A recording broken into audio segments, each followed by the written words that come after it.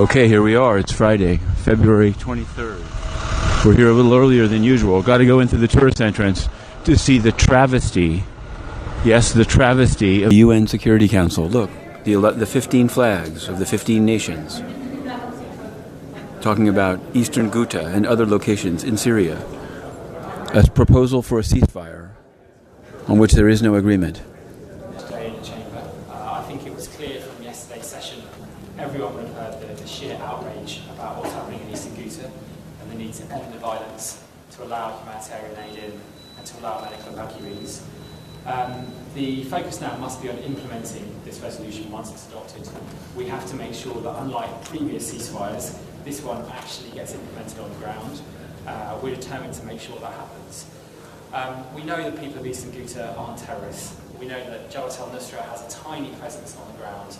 Less than 1% of the inhabitants of Eastern Ghouta belong to Jabhat al-Nusra. So there can be no justification whatsoever for the type of horrific bombardment we've seen by the Assad regime in recent weeks, and indeed since the beginning of this conflict in 2011. So are you putting your resolution and support for this resolution? Well, we'll have to wait. We'll have to wait and see how they vote in the chamber. But I think Russians will have heard the outrage from the rest of the council and from the UN about what's happening on the ground, and there can be really no justification for opposing a ceasefire when we've all seen what's happening on the ground. So if there is a veto, what would it be for the council? The council would have failed, but we're looking forward to adopting this resolution. There can be no excuse to veto this resolution. Everyone wants to see a ceasefire. Everyone knows there has to be humanitarian access. There can be no justification whatsoever not to adopt this resolution. It's a humanitarian text. It's been drafted by our humanitarian penholders and also by the only Arab country on the council, which I think is significant. So we're optimistic, and hopefully once it's passed, the focus then must be to ensure that it's implemented and respected by all, particularly by the Assad regime. Were there any major changes in the negotiations today? UK. Look. Syrian Ambassador Bashar Jafari and Al-Hurra, U.S. state media. It's an interesting combination. It's a cousin organization to Voice of America. Oh, totally, 100%. State media. Fire, he's better file.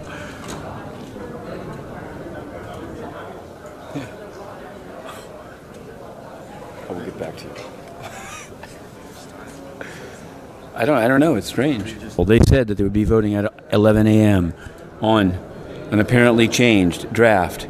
It was supposed to be 11 a.m. That's why the people assembled. But then a security officer emerged and said nothing until noon. Maybe the language is changing. In fact, I'm sure that it is.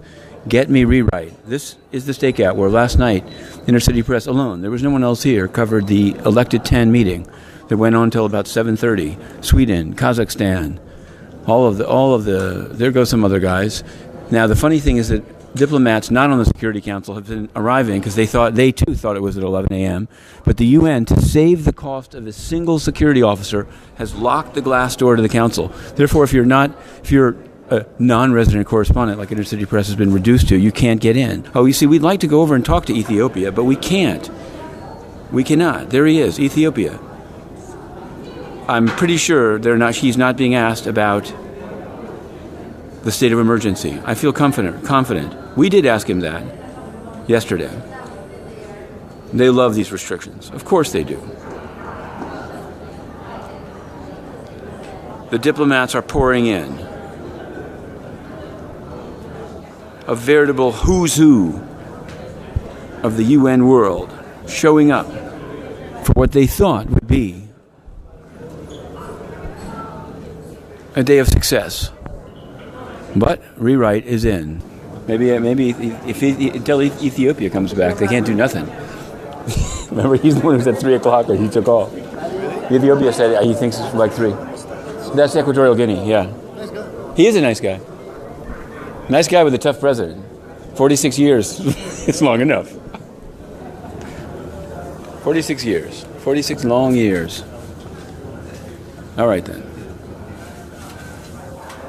Here we are. We're assembled. There's the noon briefing. Nobody's in the house. But it's never stopped them before. They've done briefings with no one in, especially when they have bad news, like today's untimely decision not to go forward by Luis Loures, the man who was actually exonerated, falsely exonerated, will now not seek to extend his contract, which expires at the end of March. Oh, UNAIDS, how will you go on without him? And what does it say about the man who exonerated him and the process that was used that Antonio Guterres was entirely fine with? Hey, Antonio Guterres had a meeting today with his women leaders, so there can't be a problem. There have been a lot of false positives. First it was said the vote would be at 11. Then it was said the vote would be at 12. Syria's Bashar Jafari has arrived on the scene, but it appears the vote will not be at 12.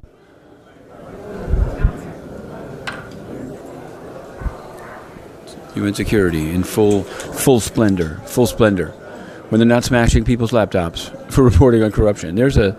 Well, we won't get into it. And not all the officers are in any way problematic. But Inner City Press's laptop was thrown on the ground, and Captain McNulty did say, "You're now a trespasser," to a journalist covering the UN for 10 years, including UN security. This is called censorship and corruption. Well, it's the United Nations. And hopefully, we'll definitely come back tomorrow. And we will vote tomorrow to adopt a resolution then, which is meaningful and essential. What was the gap? What was the gap? Look, I think we all agree that there needs to be a ceasefire, and it has to be urgent, immediately. There is still some discussions on exactly how to define that.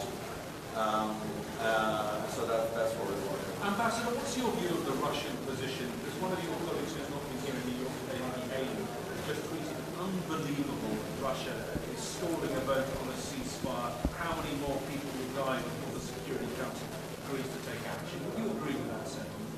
I'm extremely frustrated with the fact that the Security Council, that we have not been able to adopt a resolution to try to alleviate the suffering of the Syrian people. Yes, I'm very frustrated with that.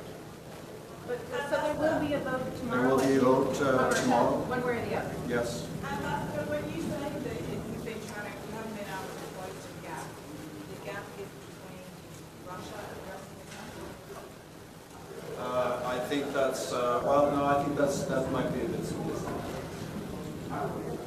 But yesterday, after the first speech that the Russian ambassador gave, and it looks like it's all for the UN should be more fair in calling and there is a human, If you have questions about the Russian or the American position, I suggest you ask them.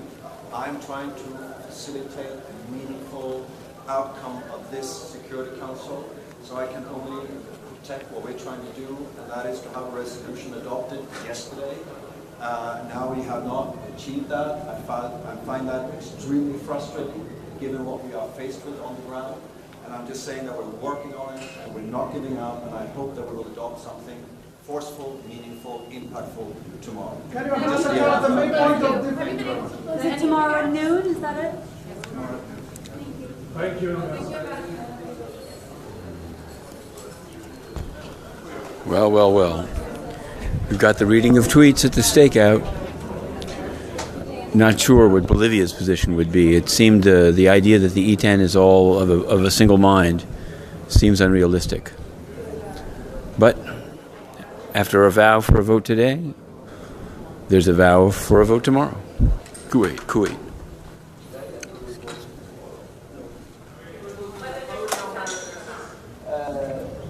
until now we don't have a consensus, but we will vote after resolution tomorrow. We were very close. Only one, but I cannot go. Only one, and we are so close, but we will. We are still discussing. We are working on that. We are working to have a consensus about resolution, and hopefully the council will be ready and they all the team will vote in favor of this resolution. So tomorrow. Thank you. Thank you.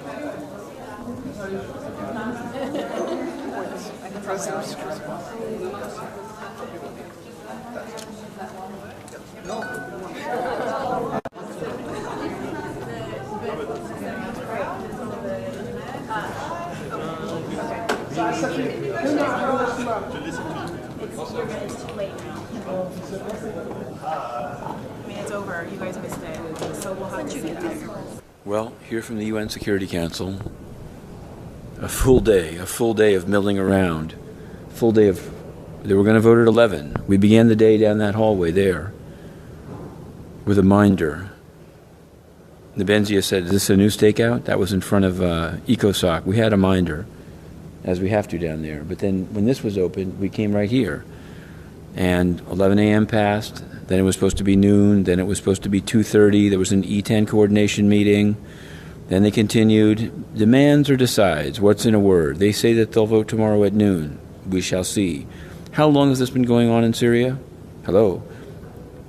More than 2 years ago, a February Friday, much like this one, after a long meeting about Syria.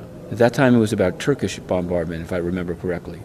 Inner City Press was working right here on its laptop when 8 UN security guards came from up the street, from up the hallway, grabbed the computer, tore off Inner City Press's accreditation badge and said, you're a trespasser, marched it down the escalators that you see there, around the traffic circle, pushed it, that's me, onto First Avenue and threw the laptop on the ground.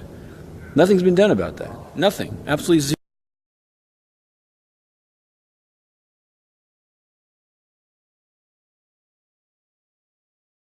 And see what this, we'll let it go to voicemail, as they say. And so, that's how the UN rolls, for all of its good intentions. Now, here's a little bit of speculation. Tomorrow at noon, if they pass it, it'll be a big day for the UN. Will Mr. Antonio Guterres be on the... Monday, he'll be in Geneva. Where will he be until then? I wonder. His spokesman did ask, and we did answer, who we had cited as a David at the noon briefing, and the answer is David A.K., the Special Rapporteur on Freedom of Expression, who wrote to the UN about just described eviction. And their answer was terrible, an absolute travesty, saying we don't have any rules and unspecified violations, the kind of thing that would be written by a totalitarian state. And the UN stands behind that. The UN is corrupt.